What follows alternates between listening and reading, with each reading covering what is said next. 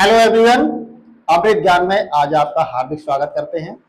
आज एक टॉपिक के साथ उपस्थित हैं जिसका नाम है घनत्व और उछाल। तो आइए बेटा विस्तार से हम चर्चा करते हैं घनत्व और उछाल के बारे में, जिसे हम डेंसिटी एंड बॉयंसी कहते हैं। ठीक है बेटा, डेंसिटी एंड बॉयंसी, घनत्व और उछाल। आज हम इसके बारे में विस्तार से चर्चा करेंगे और आज हम इस टॉपिक पर अध्ययन करेंगे कि नर्सिंग के क्षेत्र में हम घनत्व और उत्प्लावन बल यानी कि डेंसिटी एंड बॉयंसी को किस प्रकार हम उपयोग में ला सकते हैं।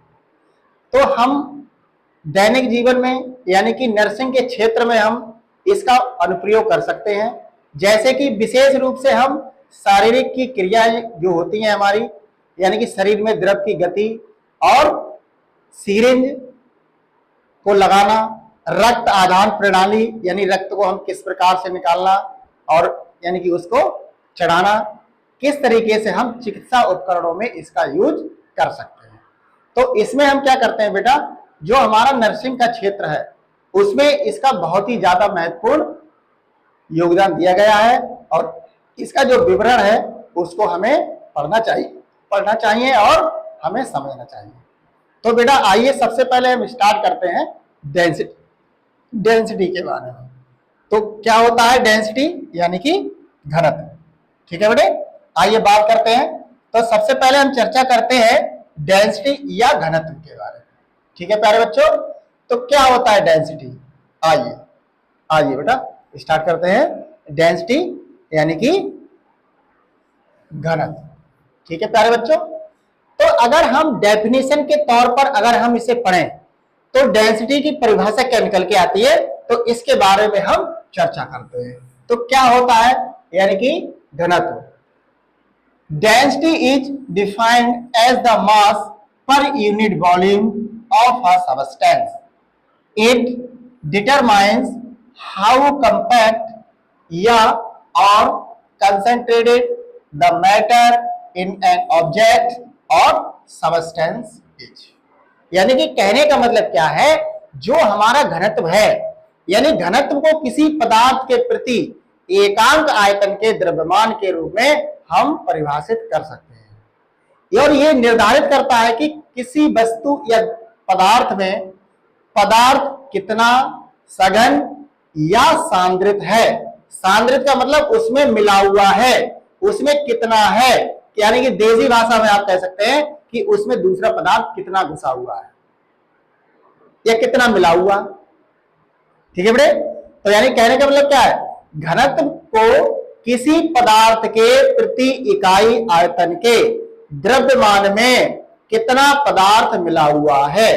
यानी कहने का मतलब क्या है, फिर से समझ लीजिए, घनत्व को हम कैसे परिभाषित करेंगे। जैसे मान लीजिए ये क्या है, यानी कि कोई भी द्रव्यमान है और उसका आयतन दे रखा है, तो उसमें क्या होगा कि घनत्व को किसी पदार्थ के प्रति इकाई आयतन के यानी आयतन में टोटल और उसका द्रव्यमान के रूप में इसको परिभाषित किया जा सकता है, यानी कि उसमें कितना पदार्थ मिला हुआ है। ठीक है प्यारे बच्चों, तो अगर हम इसके फार्मूले की बात करें, फार्मूला फॉर डेंसिटी यानी घनत्व का सूत्र अगर हम देखें तो क्या होगा फार्मूला फॉर डेंसिटी का। तो यहां पर जो फार्मूला हमारा निकल के आता है वो हमारा होता है rho is equal to m upon b. ठीक है प्यारे बच्चों, तो यहां पर जो फार्मूला हमारा होगा वो क्या होगा, रो बराबर एम अपॉन बी। इस तरीके से हम इसको लिख सकते हैं, ये हमारा फार्मूला होता है।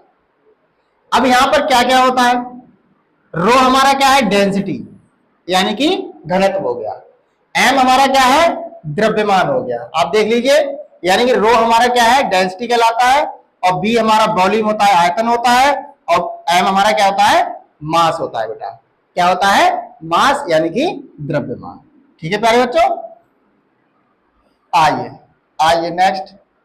अब यहां पर इसका मतलब क्या है, यानी कि हमने इसके मात्रक तो पढ़ लिए, तो अब इसका मतलब क्या होता है, यानी कि रो का मतलब होता है rho is the density of the substance in kilogram प्रति मीटर क्यूब, यानी कि इसको हम घन भी कहते हैं, यानी किलोग्राम प्रति मीटर यानी कि घन मीटर।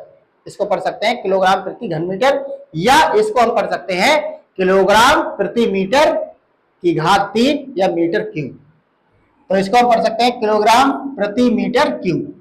ठीक है बेटे, ये घनत्व का मात्रक होता है, यानी कि इसका यूनिट होता है। ठीक है, तो रो पदार्थ का घनत्व है, इसको हम किलोग्राम प्रति मीटर क्यूब में नापते हैं या मापते हैं या प्रदर्शित करते हैं, कुछ भी कह सकते हैं।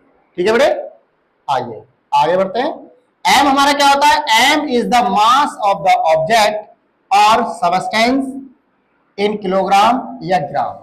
यानी जो हमारा मास होता है, यानी कि द्रव्यमान होता है, उसको हम किस किस में नाप सकते हैं? या तो किलोग्राम में लेंगे या ग्राम में लेंगे।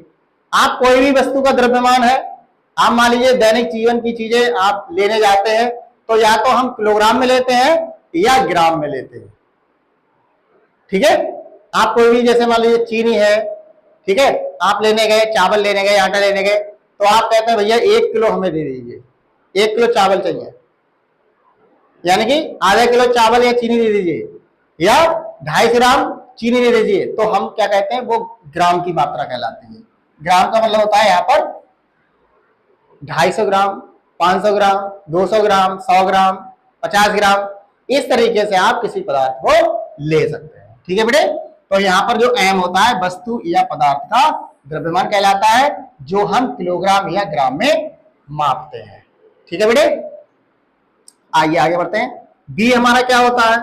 बी का मतलब ये होता है कि V is the volume of the substance, यानी कि कहने का मतलब क्या है? जो हमारा आयतन होता है, वॉल्यूम होता है, वो हमारा क्या है? पदार्थ का आयतन दे रखा है यहाँ पे। इसको हम किस में नापते हैं? अगर आप देखें, इन क्यूबिक मीटर्स और क्यूबिक सेंटीमीटर्स। इसको हम किस किस में माप सकते हैं? या तो घन मीटर होगा, यानी कि क्यूबिक मीटर, या घन सेंटीमीटर, या क्यूबिक सेंटीमीटर। ये आप देख लीजिए।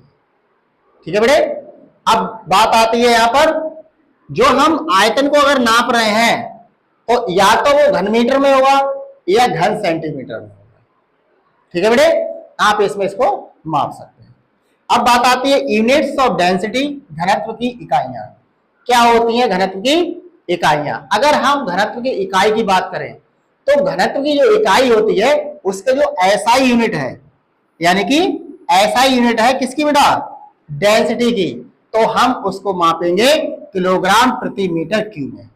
किसमें नापेंगे बेटा?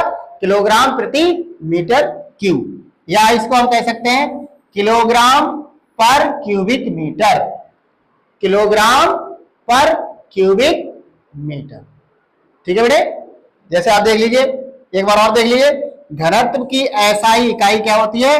किलोग्राम प्रति मीटर क्यूब, या होता है किलोग्राम प्रति घन मीटर। ठीक है प्यारे बच्चों, आइए नेक्स्ट आगे बढ़ते हैं। आइए बेटा, अब हम बात करते हैं, यानी कि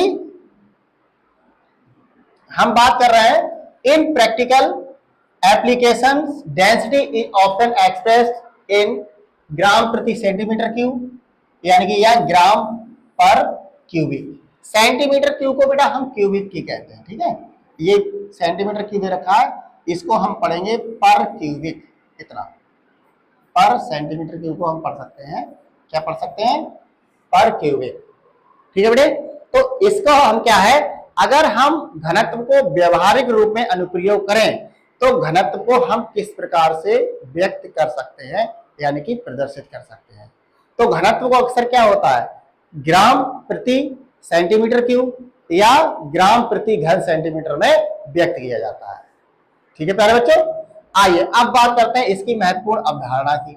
कॉन्सेप्ट क्या होते हैं, यानी कि कॉन्सेप्ट क्या होते हैं, महत्वपूर्ण अवधारणा क्या होती हैं, वो आप इसमें देख लीजिए। The density of water is a gram प्रति सेंटीमीटर क्यूब, यानी कि जो हमारा डेंसिटी, जो जल का घनत्व है, डेंसिटी ऑफ वाटर, यानी कि जल का जो घनत्व होता है या जो इसका अधिकतम घनत्व होता है, वो कितना कितना होता है, तो आप देख लीजिए जो वाटर का जो घनत्व होता है, यानी कि 4 डिग्री सेल्सियस पर 4 डिग्री सेल्सियस पर जल का जो घनत्व होगा वो हमारा कितना होगा, 1 ग्राम प्रति सेंटीमीटर क्यूब, यानी कि the density of water is 1 gram प्रति सेंटीमीटर क्यूब। और मैक्सिमम ये कहां पे होगा, ये 4 डिग्री सेल्सियस पे होगा। इट्स मैक्सिमम डेंसिटी कितनी होगी वाटर की, 1 ग्राम प्रति सेंटीमीटर क्यूब या 1000 किलोग्राम मीटर प्रति क्यूब। आप इतने में आप नाप सकते हैं केजी। ठीक है प्यारे बच्चों, यानी कि जो जल का अगर 4 डिग्री सेल्सियस पर अगर जल का जो घनत्व आप निकालेंगे अधिकतम, वो कितना होगा, 1 ग्राम प्रति सेंटीमीटर क्यूब या 1000 किलोग्राम प्रति मीटर क्यूब। ठीक है प्यारे बच्चों, आइए आगे देखते हैं। Objects with a density greater than water 1 gram प्रति 1 ग्राम, केवल 1 ग्राम की बात चल रही है यहाँ पर, 1 ग्राम प्रति centimetre cube will sink while objects with a density less than water fill fluid। यानी कहने का मतलब क्या है, पानी से अधिक, यानी कि पानी से अधिक घनत्व वाली वस्तुएं 1 ग्राम प्रति सेंटीमीटर क्यूब डूब जाती हैं, और जबकि पानी से कम घनत्व वाली वस्तुएं तैर जाती हैं। ठीक है प्यारे बच्चों, यानी कहने का मतलब क्या है, अगर पानी से अधिक घनत्व वाली वस्तु है, ठीक है, तो अगर पानी से ज्यादा घनत्व है तो उसमें कितने वाली डूबेंगी वस्तुएं, 1 ग्राम प्रति सेंटीमीटर क्यूब वाली, और जबकि पानी से कम घनत्व वाली वस्तु है तो वो क्या होगी, तैर जाएंगी, तैर जाएंगी। अभी आगे उसी टॉपिक पे विस्तार से चर्चा करेंगे, आगे इसमें देखिए, आगे तब आपको ज्यादा समझ में आएगा। अब एक टॉपिक इसी पर है कि कौन डूबेगा कौन नहीं डूबेगा। ठीक है प्यारे बच्चों, जैसे एप्लीकेशंस इन नर्सिंग, नर्सिंग में आवेदन, यानी कि इसका मतलब क्या है, नर्सिंग में इसके एप्लीकेशंस क्या हो सकते हैं। अंडरस्टैंडिंग बॉडी फ्लूइड, जैसे आप देख लीजिए, the density of different body fluids, जैसे ब्लड, यानी कि आप जानते हैं रक्त होता है, यानी लिम्फ होते हैं, ये हमारी लसिका कहलाती है। इंटर स्टीसियल, यानी कि इंटरस्टीशियल, इसका मतलब होता है बेटा अंतर लिए द्रव का घनत्व, यानी कि फ्लूइड, यानी कि क्या हो गया बेटा यहाँ पे, इसको हम क्या कहते हैं, द्रव कहते हैं fluid. Affects their behaviour with in the human body. ठीक है बेटे, यानी कहने का मतलब क्या है, जो शरीर के तरल पदार्थों को सरल में, आप तरल में कैसे क्या मतलब किस तरीके से आप इसको समझ सकते हैं, तो उसके लिए क्या है, जो हमारे तरल पदार्थ होते हैं, तरल पदार्थ जैसे रक्त हो गया तरल है, यानी चिपचिपा लसिका, अंतरालीय द्रव का जो घनत्व होता है वो मानव शरीर के भीतर उनके व्यवहार को प्रभावित करता है कि वो किस प्रकार से वो शरीर में काम कर रहा है, वो हमें समझना है, हमें उसको देखना है। फ्लूइड का मतलब क्या होता है, तरल पदार्थ जो किसी सतह में आने पर वो फैलने लगते हैं, वो पदार्थ तरल पदार्थ कहलाते हैं या द्रव कहलाते हैं, फ्लूइड। ठीक है, आगे बढ़ते हैं बेटा। मेडिकल इक्विपमेंट, बिल्कुल, यानी कि चिकित्सा उपकरण में इसका क्या उपयोग है डेंसिटी का, आइए देखते हैं कैसे कैसे क्या कर सकते हैं। सीरिंज, हाँ बेटा बिल्कुल, सीरिंज तो आपने देखी भी होगी और लगाई भी होगी और लगवाई भी होगी। लगाई तो नहीं कह सकता लेकिन लगवाई आपने अवश्य होगी। सिरिंज के नाम से लोग बहुत घबरा जाते हैं, एक डर सा पैदा हो सकता है ना। जैसे यानी सिरिंज फोर्थ फ्लड्स, यानी कि फोर्थ द्रव, और अन्य चिकित्सा यानी कि एंड अदर मेडिकल डिवाइसेस, और भी डिवाइस हो सकती हैं जो चिकित्सा उपकरण में घन सिद्धांतों पर निर्भर करते हैं, यानी device relief on density principles, यानी कि सिद्धांतों पर क्या करते हैं बेटा, निर्भर करते हैं। ठीक है बेटे, उदाहरण के लिए आप समझ सकते हैं, उचित खुराक देने और सुरक्षित द्रव चिकित्सा सुनिश्चित करने के लिए द्रव का घनत्व जानना महत्वपूर्ण होता है। यानी कहने का मतलब क्या है कि instance knowing the density of A fluid is crucial for administrating proper dosages and ensuring safe fluid therapy। ठीक है प्यारे बच्चों, यानी इस तरीके से आप इसको देख सकते हैं कि जो हमारा नर्सिंग का क्षेत्र है उसमें हम डेंसिटी को किस प्रकार व्यवहार में ला सकते हैं। ठीक है बेटे, तो उदाहरण में क्या है, उचित खुराक देना, उसके किस घनत्व के अनुसार हम शरीर के अंदर किसी दूसरे पदार्थ को डाल रहे हैं। यानी कहने का मतलब क्या है, उचित खुराक देना यानी कि उसका आयतन कितना है बॉडी का और उसका द्रव्यमान आपको किस दूसरे पदार्थ को देना है।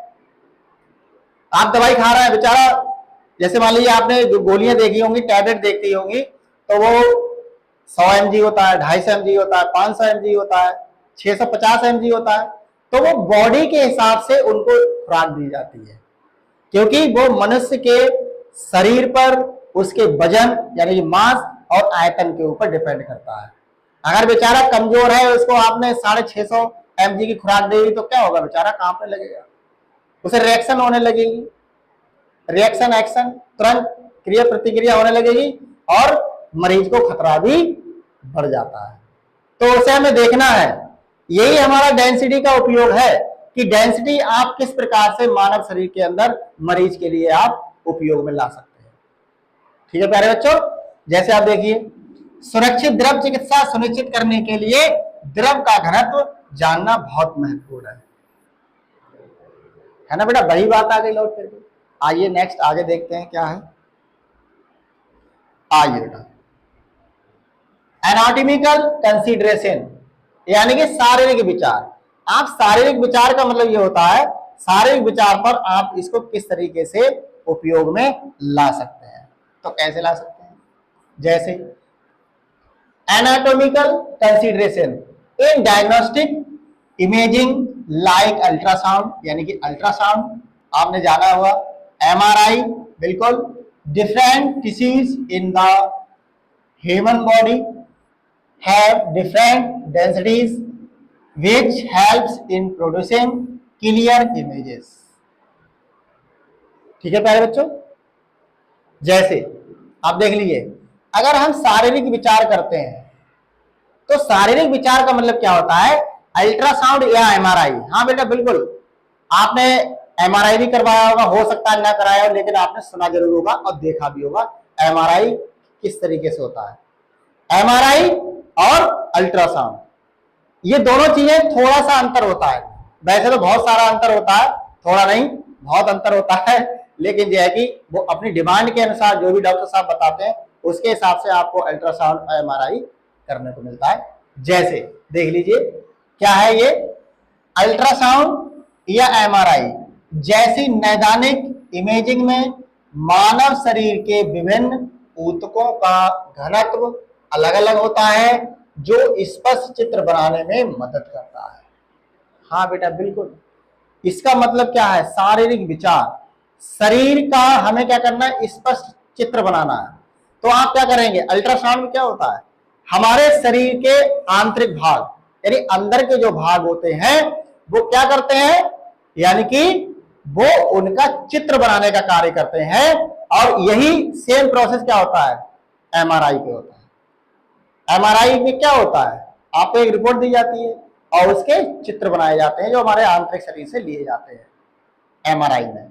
ठीक है, और ये हमारी क्या होती है, नैदानिक इमेजिंग में इसका यूज किया जाता है ना। जो मानव शरीर के विभिन्न ऊतकों का जो घनत्व होता है ना वो अलग अलग होता है, यानी मानव शरीर के जितने भी ऊतक हैं उनका घनत्व अलग अलग होता है और जो स्पष्ट चित्र बनाने में मदद करता है। ठीक है बेटा, आगे नेक्स्ट नंबर 2 पे देखते हैं।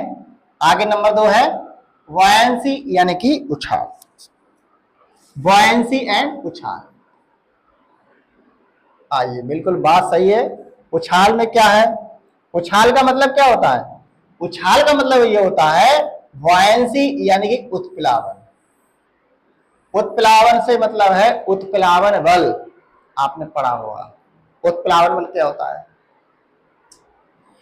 उत्प्लावन बल का मतलब ये होता है कि buoyancy is the upward force exerted by a fluid, liquid या gas or gas on an object that is placed in it.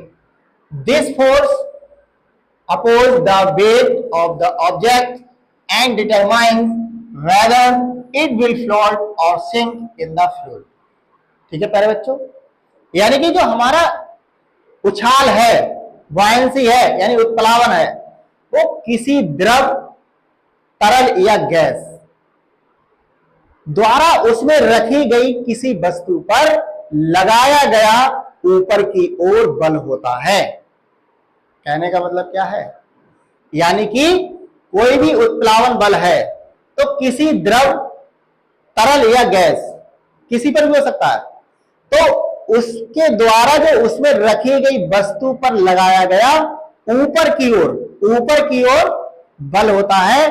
ये बल वस्तु के भार का विरोध करता है और यह निर्धारित करता है कि वह द्रव में तैरेगी या डूबेगी।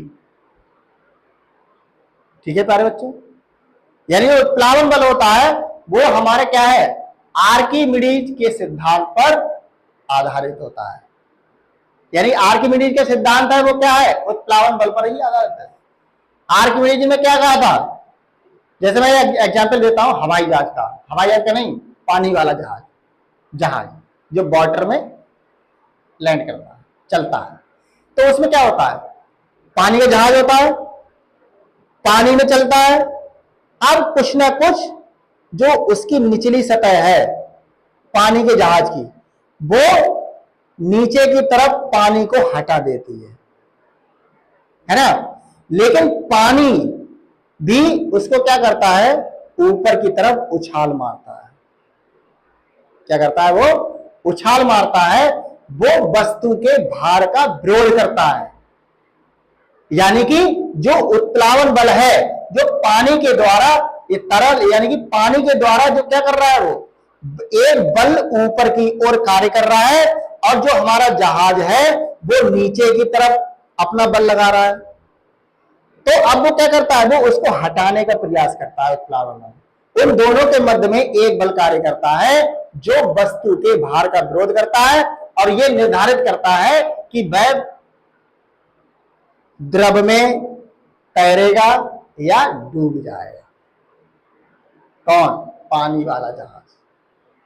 ठीक है प्यारे बच्चों, अब आइए इसमें बात कर लेते हैं आर्किमिडीज के सिद्धांत की। बहुत इंपॉर्टेंट है आर्किमिडीज का सिद्धांत, वेरी मोस्ट इंपॉर्टेंट है। तो आर्किमिडीज हमारे एक वैज्ञानिक थे, इन्होंने उत्प्लावन बल से संबंधित एक सिद्धांत दिया था जिसी को हम क्या कहते हैं, आर्किमिडीज का सिद्धांत कहते हैं। ठीक है, जैसे the principle of buoyancy is explained by Archimedes principle which states an object submerged in a fluid experiences an upward buoyant force equal to the weight of the fluid displaced by the object। ठीक है प्यारे बच्चों, कहने का मतलब क्या है, क्या था आर्किमिडीज का सिद्धांत, आपने पढ़ा होगा, बहुत इंपॉर्टेंट होता है बोर्ड की दृष्टि से, ये बोर्ड में आपको जरूर देखने को मिलता है ना प्यारे बच्चों। तो क्या है, आइए देखते हैं आर्किमिडीज का सिद्धांत क्या है। क्या कहता है आर्किमिडीज का सिद्धांत, उत्प्लावन के सिद्धांत को आर्किमिडीज के सिद्धांत द्वारा समझा जा सकता है। ठीक है प्यारे बच्चों, यानी कि आर्किमिडीज का जो सिद्धांत है वो उत्प्लावन बल के सिद्धांत के आधार पर समझा जा सकता है। तो क्या कहता है, क्या कहता है ये सिद्धांत, तरल पदार्थ में डूबी हुई वस्तु पर ऊपर की ओर उत्प्लावन बल लगता है। बिल्कुल, जब कोई तरल पदार्थ है, यानी कि कोई भी वस्तु है वो तरल पदार्थ में डूबी हुई है, तो वस्तु पर ऊपर की ओर एक उत्प्लावन बल लगता है जो वस्तु द्वारा विस्थापित तरल पदार्थ के भार के बराबर होता है।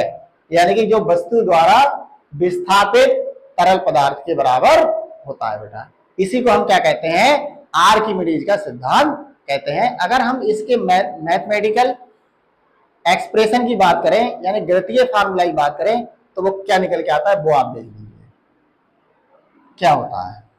हाँ बेटा बिल्कुल, क्या होता है। जैसे इसका अगर फार्मूला देखें तो इसका फार्मूला होता है F B is equal to minus rho G V. ये रो का निशान होता है बेटा। रो क्या है यहाँ पे, घनत्व होता है।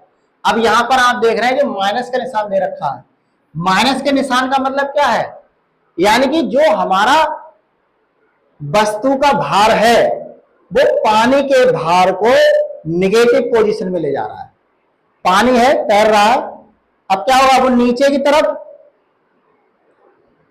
अपना भार लगा रहा है और जो पानी का जो बल है वो ऊपर की ओर है। अब उनके मध्य में क्या होगा, उत्प्लावन बल कार्य कर रहा है। ठीक है प्यारे बच्चों, जैसे आइए देखते हैं विस्तार से, फिर आपको जैसे समझाएगा। F v is the buoyant force, यानी कि जो एफ वी होता है हमारा वो उत्प्लावन बल कहलाता है।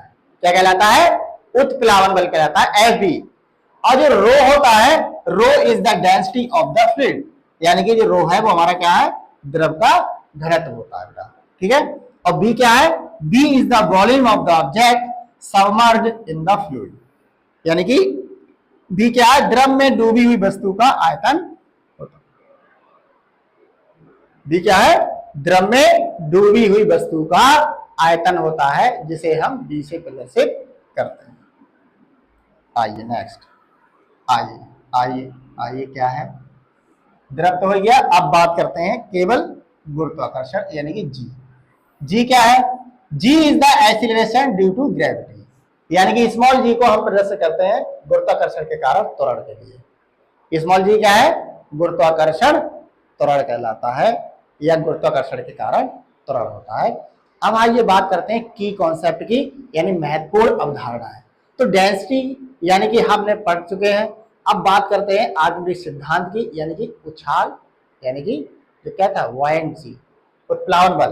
तो इसमें क्या है, की कॉन्सेप्ट महत्वपूर्ण अवधारणाएं कुछ दे रखी हैं, आप देख लीजिए। क्या है पहली अवधारणा, यानी कि the buoyant force is equal to the weight of the fluid displaced by the object, यानी कहने का मतलब क्या है, जो उत्प्लावन बल है वो वस्तु द्वारा विस्थापित द्रव के भार के बराबर होता है।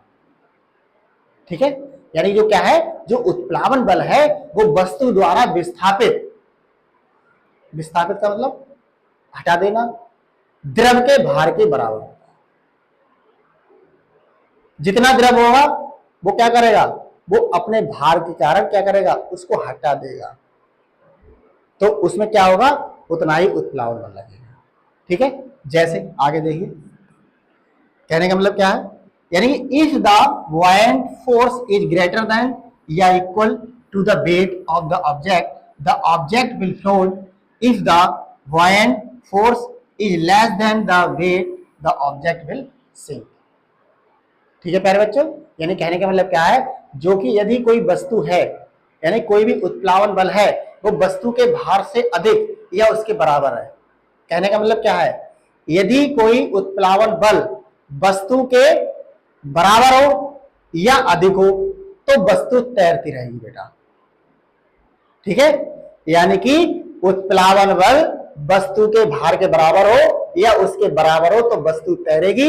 यदि उत्प्लावन बल भार से कम हो जाए, यानी कि उत्प्लावन बल कम हो जाए, किससे, बल भार से कम हो जाए, यानी कि उत्प्लावन बल भार से कम हो जाए तो वस्तु क्या होगी बेटा, डूब जाएगी।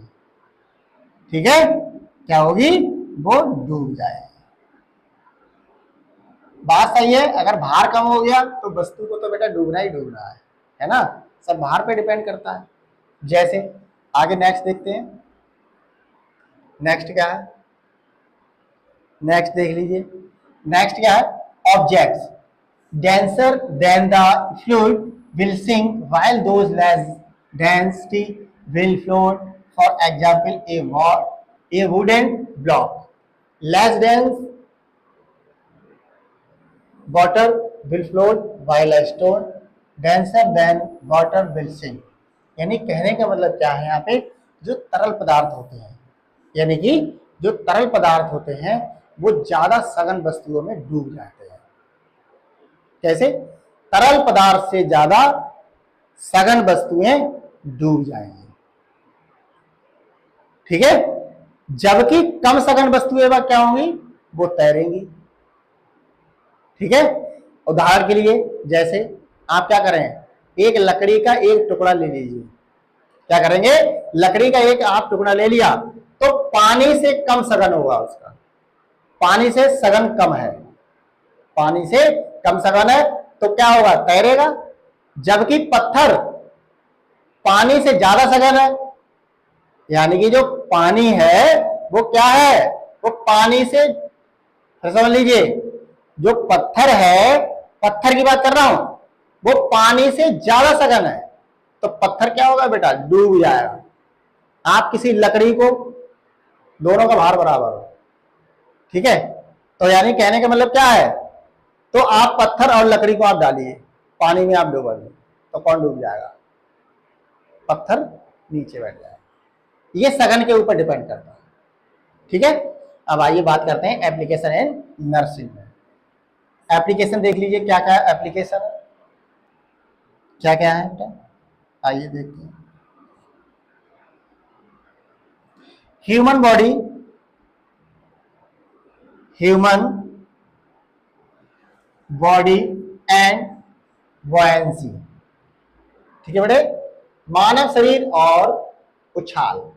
The concept of buoyancy is essential in understanding the bodies interaction with water, such as in water therapy and rehabilitation. Buoyancy aids in reducing the, ठीक है, जैसे pressure on joints and muscles during physical therapy in water, allowing patient to move with less pain. हाँ बेटा बिल्कुल, आपने देखा होगा जो मानव शरीर होता है, मानव शरीर में उत्प्लावन बल किस तरीके से कार्य करता है उसके बारे में आप देखिए। जैसे कि अगर मान लीजिए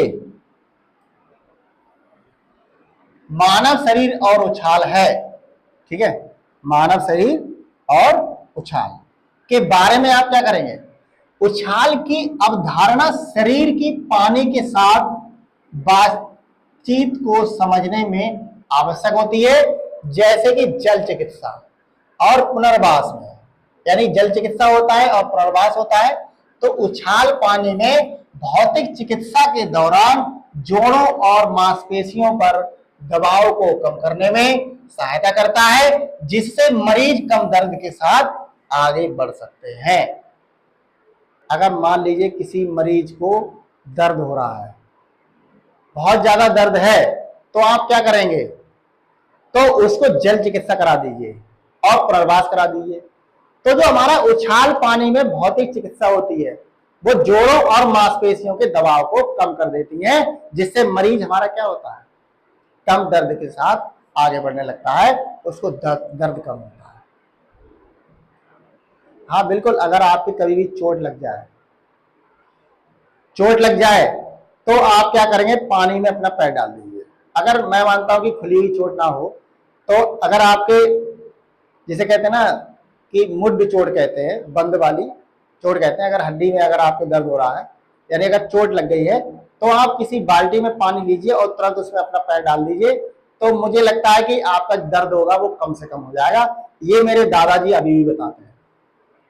अगर कभी भी ठोकर लग जाती है तो मेरे दादाजी कहते हैं कि जल्दी से जाइए बेटा और नल पे जाकर के आप इसको पानी में डाल लीजिए, जिससे कि आपकी चोट है वो दर्द कम हो जाए। ये आप प्रैक्टिकल आप अपने घर पे कर सकते हैं, मैं मानता हूं कि आपने करा दिया होगा। ठीक है, आइए नेक्स्ट देखते हैं बॉडी डेंसिटी, यानी कि शारीरिक घनत्व। क्या होता है body density? The concept of body density is important in nursing, specially in understanding body composition. The density of fat and muscle tissue differs, which is relevant in clinical assessment of body weight and overall health। यानी कहने का मतलब क्या है, जो हमारा शारीरिक घनत्व होता है, शारीरिक घनत्व का मतलब, शारीरिक घनत्व की अवधारणा नर्सिंग के क्षेत्र में बहुत ही ज्यादा महत्वपूर्ण मानी जाती है बेटा, क्योंकि खासकर जो शारीरिक संरचना है तो उसको आपको समझना है। शारीरिक संरचना में आप डेंसिटी को किस प्रकार उपयोग करते हैं, जैसे कि वसा और मांसपेशियों में ऊतकों का घनत्व जो होता है वो अलग अलग होता है, जो शरीर के वजन और समग्र स्वास्थ्य के नैदानिक आकलन में प्रासंगिक होता है, यानी उसमें यूजफुल होता है। ठीक है प्यारे बच्चों, जैसे आइए आगे देखते हैं, floating and submersible of medical instrument. हाँ बेटा बिल्कुल, यानी चिकित्सा उपकरणों का तैरना और डूबना, यानी चिकित्सा उपकरणों को आप पानी में किस प्रकार से डुबा रहे हैं और उनको आप किस प्रकार से डुबो रहे हैं और तैरा रहे हैं, ये उसकी डेंसिटी पर निर्भर करता है। जैसे buoyancy also plays a role in ensuring that medical instruments such as catheter or surgical tools are safely handled during procedures involving fluids like water or blood, पानी और ब्लड यानी कि रक्त, खून जिसे कहते हैं। तो क्या होता है कि चिकित्सा उपकरणों का तैरना और डूबना आप किस प्रकार से इसको समझ सकते हैं, यानी कि उत्प्लावनशीलता होती है, ये सुनिश्चित करने में भी भूमिका निभाती है कि कैथेटर या शल्य चिकित्सा उपकरण जैसे चिकित्सा उपकरणों को पानी या रक्त जैसे तरल पदार्थों से जुड़ी प्रक्रियाओं के दौरान सुरक्षित रूप से संभाला जाए। यानी कि कहने का मतलब क्या है मेरे प्यारे बच्चों, यानी कि अगर आप उत्प्लावनशीलता ये सुनिश्चित करने में भूमिका निभाती है कि जो कैथेटर होते हैं या शल्य चिकित्सा और उपकरण जैसे चिकित्सा उपकरणों को पानी या रक्त जैसे तरल पदार्थों से जुड़ी प्रक्रियाओं के दौरान सुरक्षित रूप से संभालते हैं, यानी उसको किस प्रकार से संभाला जाए ये इसके ऊपर डिपेंड करता है। ठीक है, आइए आगे बढ़ते हैं। उछाल को प्रभावित करने वाले कारक, कारक क्या होते हैं आइए बात करते हैं। फैक्टर्स अफेक्टिंग बुओयंसी, बिल्कुल ये इंपॉर्टेंट है बेटे। जैसे फैक्टर्स अफेक्टिंग बुओयंसी का मतलब होता है उछाल को प्रभावित करने वाले कारक क्या है। सबसे पहला, several factors affect the buoyancy of an object in a fluid.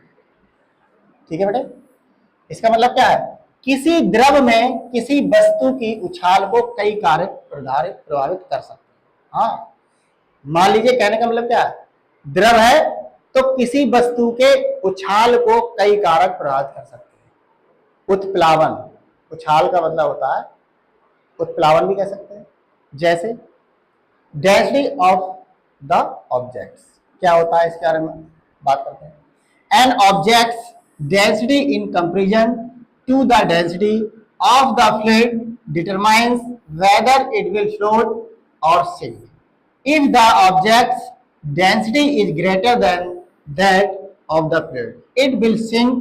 If the object's density is less, it will float. मतलब किसी वस्तु का घनत्व, सुन लीजिए ध्यान से, किसी वस्तु का घनत्व तरल पदार्थ के घनत्व की तुलना में यह निर्धारित करता है कि वह वस्तु तैरेगी या डूब जाएगी।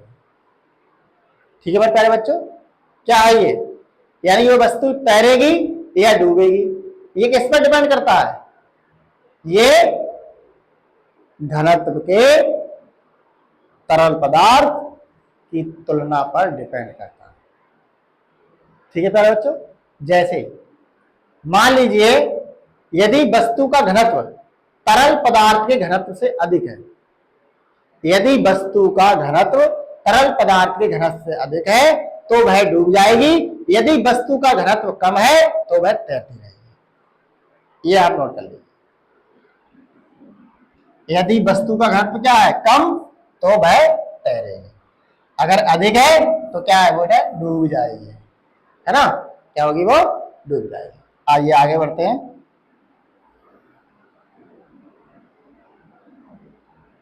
वस्तु का आयतन क्या है, वस्तु का आयतन, वॉल्यूम ऑफ द ऑब्जेक्ट क्या होते हैं, यानी कि the amount of the object submerged in the fluid determines the buoyant force. The greater the submerged volume the greater the buoyant force. यानी कहने का मतलब क्या है, द्रव में डूबी हुई वस्तु की मात्रा उत्प्लावन बल पर निर्धारित करती है, और डूबी वस्तु का आयतन जितना अधिक होगा उतना बल भी उतना ही अधिक होगा।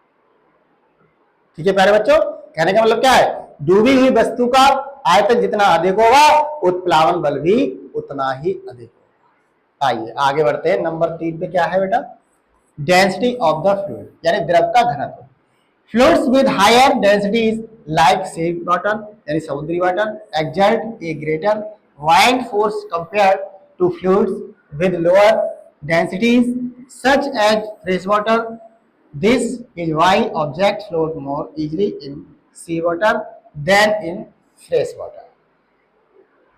ठीक है बेटा, कहने का मतलब क्या है, समुद्री जल, समुद्री जल जैसे उच्च घनत्व वाले तरल पदार्थ या यानी कि मीठे पानी जैसे कम घनत्व वाले तरल पदार्थों की तुलना में अधिक उत्प्लावन बल लगाते हैं, और यही कारण होता है कि वस्तुएं मीठे पानी की तुलना में समुद्री जल में अधिक आसानी से तैर जाते हैं। मीठा जल यानी कि समुद्री जल, तो समुद्री जल में क्या होगा, वो अधिक तैरेंगी वस्तुएं, और मीठे जल में क्या होगी, डूब जाएंगी।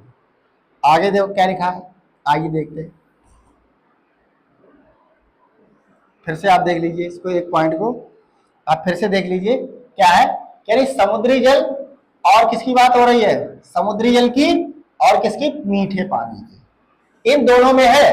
तो दोनों में तुलना अगर आप करते हैं तो क्या होगा, यानी पदार्थों की तुलना में अधिक बल लगाते हैं।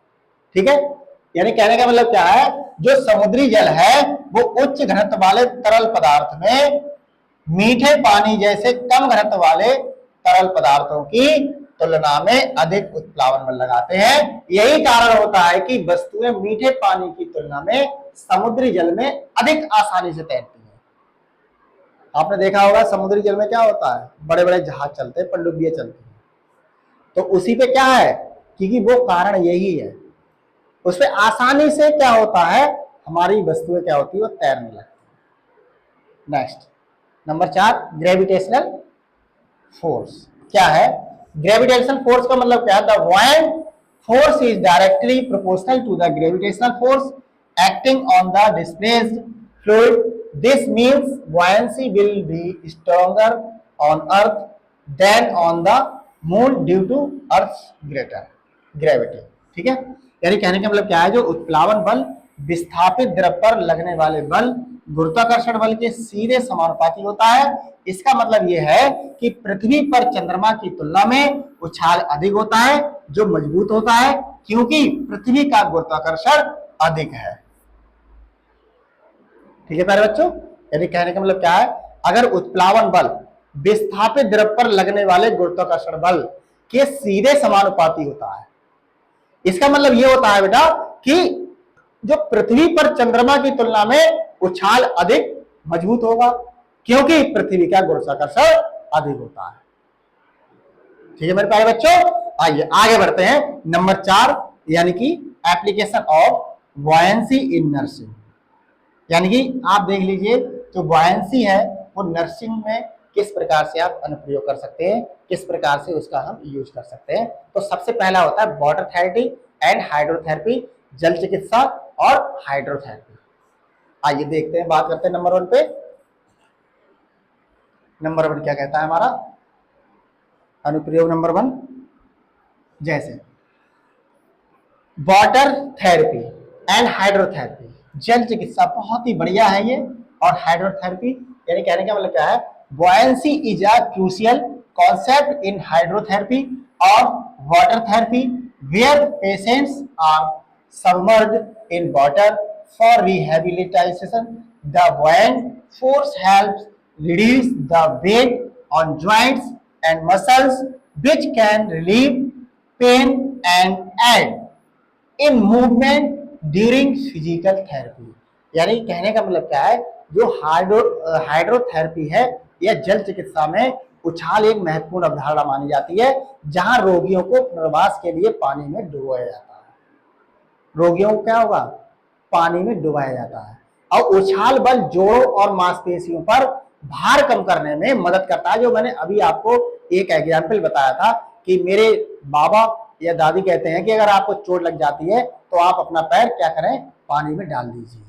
तो उससे क्या होता है, उछाल बल जोड़ों और मांसपेशियों पर भार को कम करने में मदद करता है, जो दर्द से राहत को क्या करेगा, दर्द से राहत दे सकता है, आपको आराम मिलता है और भौतिक चिकित्सा के दौरान आंदोलन में भी सहायता कर सकता है। आप ये प्रैक्टिकल घर पे कर सकते हैं। आइए आगे बात करते हैं असेसमेंट ऑफ बॉडी कंपोजिशन, शारीरिक संरचना का आकलन। ये क्या होता है बेटा, इसमें भी देख लेते हैं नंबर 2 पॉइंट पे। Understanding buoyancy is essential in assessing body composition. Techniques like hydrostatic weighing, underwater weighing use buoyancy to determine body fat percent and lean body mass by comparing the weight of the body in water and in air. Water and in air, यानी कहने का मतलब क्या है, शरीर की संरचना का आकलन करने में उछाल को समझना आवश्यक होता है बेटा, क्योंकि हाइड्रोस्टेटिक वजन यानी पानी के नीचे वजन जो होता है, जो पानी के नीचे का जो वजन होता है उसको हाइड्रोस्टेटिक वजन कहते हैं, क्योंकि जैसे तकनीकी पानी और हवा में शरीर के वजन की तुलना करके शरीर में बसा प्रतिशत, हाँ बेटा ये बहुत इंपॉर्टेंट है, इसको आप देख लीजिए, शरीर में बसा प्रतिशत और दुबले शरीर के द्रव्यमान को निर्धारित करने के लिए उछाल का उपयोग किया जाता है। ये बहुत इंपॉर्टेंट है, सारी संरचना का आकलन हम किस प्रकार से कर सकते हैं। नेक्स्ट आता है हमारा इंस्ट्रूमेंट इन मेडिसिन, यानी कि चिकित्सा में उपकरण। इसमें क्या होता है बेटा, चिकित्सा उपकरण में आप इसका किस प्रकार से उपयोग कर सकते हैं वो आप देख लीजिए। जैसे buoyancy helps in understanding the behavior of medical equipment like syringe, tubes and क्या होगा बेटा, आप देख लीजिए इस तरीके से, यानी कि tube and even flotation devices used in patient care. For instance, some syringe are designed to float and floats to prevent, यानी कि prevent contamination। इस तरीके से आप देख लीजिए, इसको ध्यान से पढ़िए। While others are calibrated to ensure they do not displace fluid properly। ठीक है प्यारे बच्चों, यानी कहने का मतलब क्या है, जो उछाल चिकित्सा उपकरण होते हैं जैसे कि सिरिंज, ट्यूब और यहां तक कि रोगी की देखभाल में उपयोग किए जाने वाले फ्लोटेशन उपकरण होते हैं, जो व्यवहार को समझने में मदद करते हैं बेटा।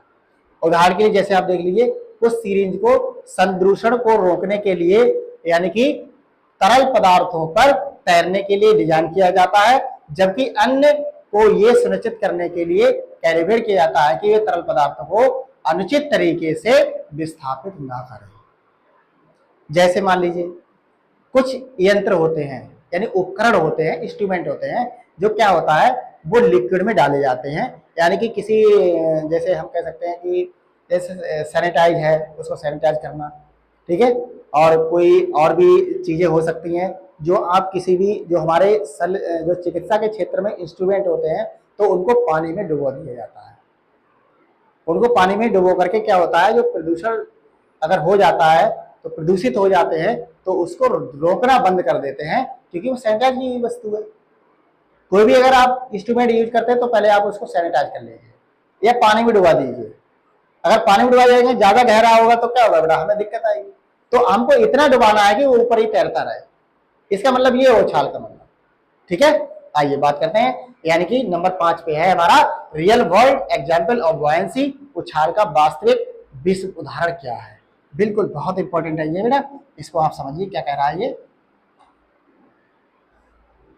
जैसे क्या है, इन ह्यूमन सर्कुलेशन, बिल्कुल द हार्ट पंप्स, क्योंकि हमारा जो हार्ट होता है वो पंप करता है ब्लड, यानी कि ब्लड आप जानते ही हैं, to all parts of the body and blood has its own density. buoyancy concept can be applied in understanding the movement of fluids in the human body। ठीक है बेटा, the behavior of blood and its ability to flow through veins and arteries under the influence of pressure and gravity can be explained using buoyancy and fluid dynamics principle। यानी कहने का मतलब क्या है, जो हमारा मानव परिसंचरण है, हमारा मानव शरीर परिसंचरण तंत्र में हृदय शरीर के सभी भागों में रक्त क्या करता है, पंप करता है। बिल्कुल, अगर जो हमारा हृदय ना हो तो हम जो हमारे शरीर में बिल्कुल फ्लो कर रहा है, यानी ब्लड फ्लो करता है, तो उसका तो होना ही बंद हो जाएगा। क्योंकि पंपिंग कौन करता है, ये आपने पढ़ा भी होगा, यानी हृदय जो हमारे ब्लड को क्या करता है, हमेशा पंप करता रहता है, यानी कि उसको पुश करता रहता है और हमारे मांसपेशियों तक रक्त को पहुंचाने का कार्य करता है बेटा। ठीक है, तो जो क्या है, हृदय शरीर के सभी भागों में रक्त पंप करता है और रक्त का अपना घनत्व होता है। मानव शरीर में तरल पदार्थों की गति को समझाने में उछाल की अवधारणाओं को लागू किया जा सकता है और रक्त के व्यवहार और दबाव और गुरुत्वाकर्षण के प्रभाव में नसों और धमनियों के माध्यम से बहने की इसकी क्षमता होती है। उसको उछाल और द्रव गति की सिद्धांतों का उपयोग करके आप इसको समझ सकते हैं, इसको समझा सकते हैं।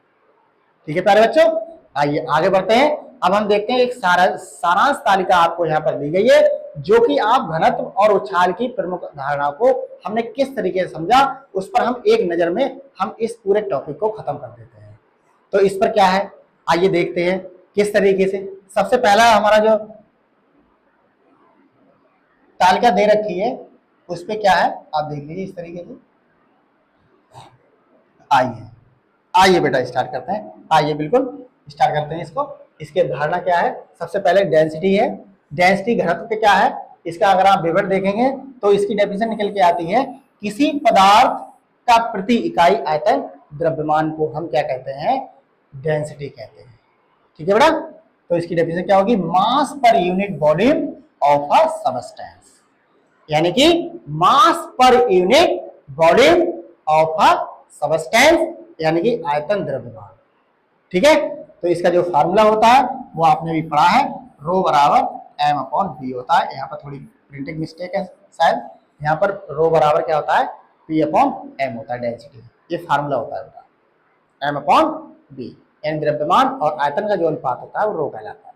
ठीक है प्यारे बच्चों, अगर हम इसका उदाहरण देखें तो understanding the composition of body fluids, शरीर के तरल पदार्थों की संरचना को हम इसमें समझ सकते हैं।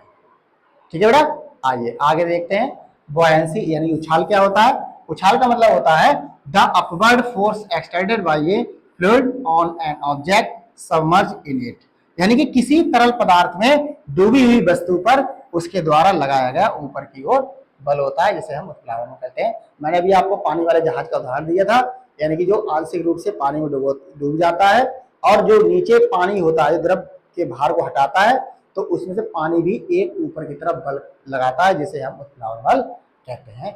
जैसे कि आप देख रहे हैं यहाँ पे एफ बी बराबर रो जी बी होता है।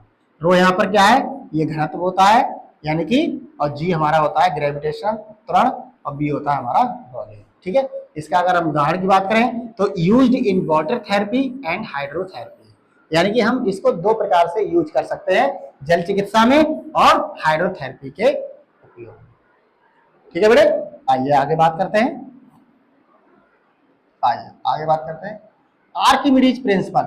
आर्किमिडीज का जो प्रिंसिपल है वो क्या था, यानी कि तो आर्किमिडीज का सिद्धांत क्या है, यानी कि Archimedes principal, and object submerged in a fluid experiences an upward force equal to the weight of the displaced fluid, यानी किसी तरल पदार्थ में डूबी हुई वस्तु पर ऊपर की ओर विस्थापित तरल पदार्थ के भार के बराबर एक बल लगता है, जिसे हम उत्प्लावन बल कहते हैं। और जो आर्किमिडीज का सिद्धांत है वो उत्प्लावन बल के कारण ही होता है। आर्किमिडीज का सिद्धांत किस पर आधारित है, उत्प्लावन बल के फार्मूले पर, उत्प्लावन बल पर आधारित है। ठीक है, जैसे कि किसी तरल पदार्थ में डूबी हुई वस्तु पर ऊपर की ओर विस्थापित तरल पदार्थ के भार के बराबर एक बल लगता है, जितना हमने क्या किया है, ऊपर की ओर विस्थापित करा है। ठीक है, अगर मान लीजिए किसी तरल पदार्थ में डूबी हुई वस्तु है पर ऊपर की ओर विस्थापित तरल पदार्थ के भार के बराबर एक बल लगता है, जो क्या होगा, उत्प्लावन बल कहलाता है, उसी को हम उत्प्लावन बल कहते हैं। ठीक है बेटे, आइए आगे देखते हैं। बॉडी कंपोजिशन, शारीरिक संरचना। शारीरिक संरचना हमारी क्या होती है, differences in density between muscles and fat are used in health assessment, यानी मांसपेशियों और वसा के बीच घनत्व के अंतर का उपयोग किया जाता है, जिसे हम क्या कहते हैं, शारीरिक संरचना होती है। मानव शरीर और वसा के बीच के घनत्व का जो उपयोग है उसे हम क्या कहेंगे, शारीरिक संरचना। जैसे use for body fat percentage estimation, जैसे एग्जांपल अंडर वाटर और वेइंग, यानी कहने का मतलब क्या है, शरीर में वसा के प्रतिशत का आकलन करने के लिए उपयोग किया जाता है। ठीक है प्यारे बच्चों, आइए आगे देखते हैं। Next,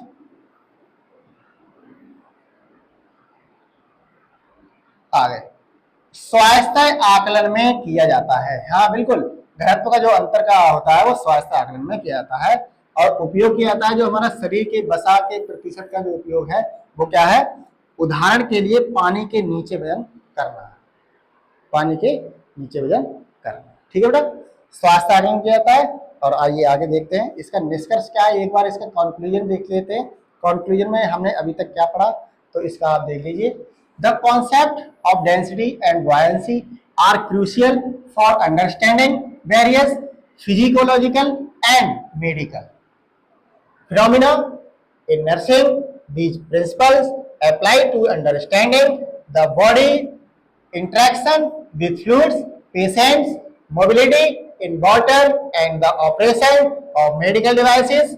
While understanding these concepts, nursing students can better appreciate how forces act in the body and in the healthcare environment, बिल्कुल, leading to improved care and patient outcomes। कहने का मतलब क्या है बेटा, यानी घनत्व और उछाल की जो अवधारणा होती है वो विभिन्न शारीरिक और चिकित्सा घटनाओं को समझाने के लिए महत्वपूर्ण होती है। यानी घनत्व और उछाल की अवधारणा क्या है, जो हमारा विभिन्न शारीरिक और चिकित्सा घटनाएं होती हैं उसको समझाने में महत्वपूर्ण घटना को समझाता है।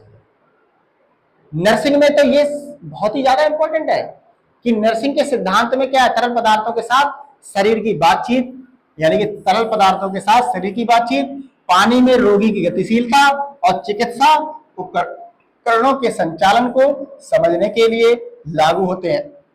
इन अवधारणाओं को समझकर नर्सिंग छात्र बेहद ढंग से समझ सकते हैं कि शरीर और स्वास्थ्य सेवा के माहौल में बल कैसे काम करते हैं, जिससे बेहतर देखभाल और रोगी के परिणाम मिलते हैं। यानी कि मैंने आपको इतने पॉइंट पढ़ाए थे, तो इसमें क्या होता है कि आप आर्किमिडीज के सिद्धांत, डेंसिटी यानी कि घनत्व, उछाल, बुयांसी, तो इनका उपयोग हम नर्सिंग के क्षेत्र में किस प्रकार कर सकते हैं और हम स्वास्थ्य सेवा के माहौल में हम बल को कैसे काम करते हैं, किस प्रकार हमें इसका यूज करना है, और जिससे कि हमारे जो मरीज होते हैं उनकी देखभाल हम अच्छे से कर सके और उनका जो रिजल्ट मिले वो अच्छे से अच्छा हमारे लिए देखने को मिले।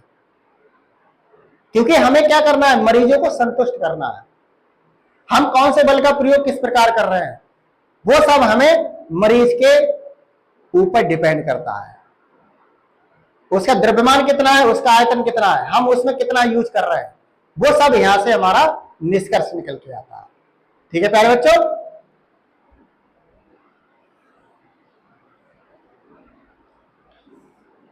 ठीक है बेटा, आज के टॉपिक में यहीं तक। आगे नेक्स्ट टॉपिक के साथ फिर हम मिलेंगे और जितना आपको पढ़ाया जा रहा है आप उसका रिवीजन करते रहिए और आप उसको देखते रहिए किस तरीके से हमें क्या करना है, और आगे के नेक्स्ट वीडियो में एक जबरदस्त शानदार टॉपिक के साथ प्रस्तुत होंगे। तब तक के लिए जय हिंद, जय भारत।